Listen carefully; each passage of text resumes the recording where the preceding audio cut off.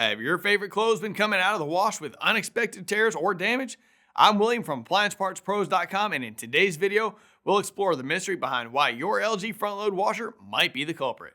We'll dive into examining the spider shaft and baffle. These components can be the source of fabric mishaps. Don't worry if you're new to do-it-yourself repairs. Tackling these issues is easier than you think.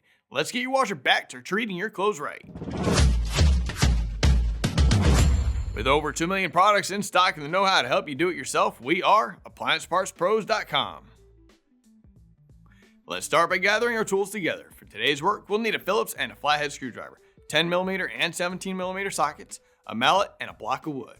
Please remember that safety comes first. Always disconnect your front-load washer by unplugging it or turn the breaker off. With the power safely disconnected, we're ready to take the first steps into troubleshooting your washer. Now we're going to wiggle the spin basket back and forth. Watch the gap between the basket and the outer tub.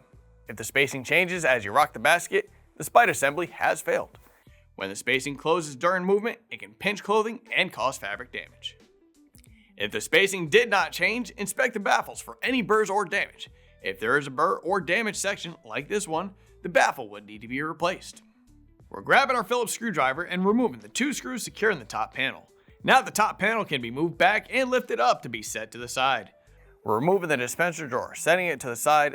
Remove the 2 screws behind the dispenser drawer and the screw at the back right corner of the user panel. Rotate the panel forward and lift up, then disconnect the wire and set the user panel on a flat surface. We're grabbing our Phillips screwdriver and removing the 2 screws securing the door lock. We're grabbing our flathead screwdriver and removing the door gasket spring. We're also opening the drain pump cover and removing the Phillips screws. We're disconnecting the drain tube from the mounting bracket and pushing it into the panel. The drain pump cover can be set to the side, and we're removing the screw just behind it. We're moving to the top of the front panel and removing the Phillips screws. We're rotating the front panels forward slightly, lifting up and setting it to the side. We're grabbing our 10mm socket and removing the counterbalance weights from the front tub. We're also disconnecting the heating element wires at the bottom, using our 10mm socket to remove the ground wire. Grab your Phillips screwdriver and remove the 4 screws securing the back access panel. Lift the top of the panel, tilt it out from the bottom, and slide it down to remove it. Now use a 17mm socket to remove the rotor bolt. With the bolt out, pull the rotor straight off the shaft. We're grabbing our 10mm socket and removing the stator mounting bolts. Disconnect the wires going to the stator. Now we're grabbing our Phillips screwdriver and disconnecting the hoses going to the tub.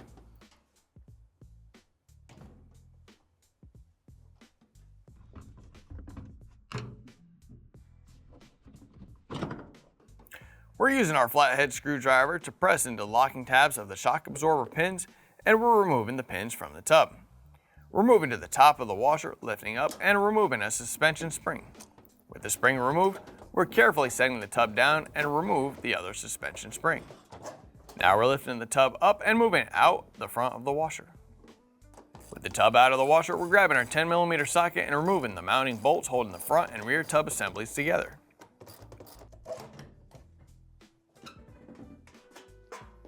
The spin basket can now be pulled out of the rear tub. Remove the baffle mounting screws from the spin basket, then fold up the metal tabs holding it in place. Slide the baffle forward and remove it from the spin basket. Here's the old baffle and here's the new one. If you've already got one, great. If not, you can pick one up at AppliancePartsPros.com. Insert the baffle, slide it in place, then fold down the tabs. Secure it with the mounting screws. Insert the spin basket into the rear tub assembly. Install the tub gasket and bolt the 2 tub halves back together using the original 10mm bolts. Lift the tub back into the washer and reinstall the suspension springs. Secure the shock absorbers with the pins we removed earlier. Reconnect all hoses and wires, including those at the top and bottom of the tub. Install the counterweights using your 10mm socket. Plug in the heater wires. Mount the stator and plug in its wiring. Then reinstall the rotor and secure it with the 17mm bolt. With the motor components in place, reinstall the rear access panel. Reattach the front panel by placing it on the bottom brackets and feeding the drain hose through. Secure the panel with the screws. Reinstall the door lock and secure it with the Phillips screws. refit the door gasket and spring. Reinstall the drain pump cover. We're grabbing the top panel and sliding it into place, securing it with the screws we removed at the beginning. Plug the power cord back in, and with that, we're done. Once you've identified the issue with your LG front load washer, whether it's the spider shaft, the baffle, or another part, make sure to jot down your model number and visit appliancepartspros.com to order the necessary replacement. Most orders arrive within just a couple of days, so you can get your washer back in top shape quickly. We have plenty of video guides to assist you with the new installation once your new part arrives. We'd love to hear how your repair went, so be sure to share your experience in the comments section below. Remember, tackling these repairs yourself is not only rewarding, but also a great way to ensure your appliance keeps running smoothly. Happy repairing!